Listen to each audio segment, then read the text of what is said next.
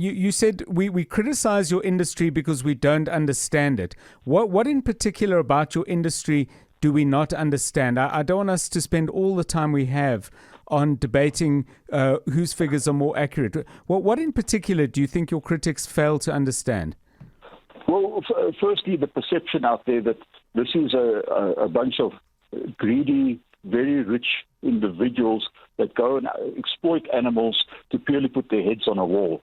Yes. And that is very far removed from the truth. Hunting is part of our heritage. It's always been an integral part of the human nature.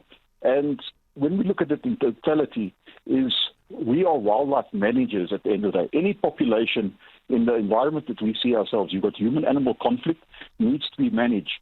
80% of animals at this stage in South Africa are basically maintained in private reserves.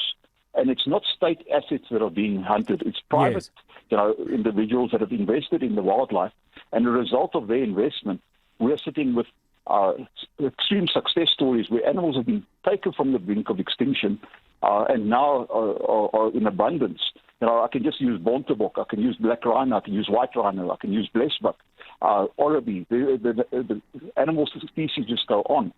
Yeah. The perception is that, we go out and we blatantly just go and blast everything we see, which is not the case. There are standards and there are codes of best practice that are applied. And it's actually one of the industries that is probably the most regulated. Yes. So, if we look at it in totality, there's a code of best practice that everybody's got to apply to. There is a difference between our local hunter and our international hunter. People believe that all we do is we take the horns and the skin and we leave the meat and it's not utilized, which is also a big fallacy because the hunter coming to us here can't take the meat back with him because of health restrictions. Right. He'd love to take that meat back. And all that meat is utilized. It's processed in various ways. Yes. It comes into local markets. And, we all know everybody doesn't complain when they eat biltong. News. Experts. Analysis. Where things stand. What you need to know. Drive Home with John Perlman On 702.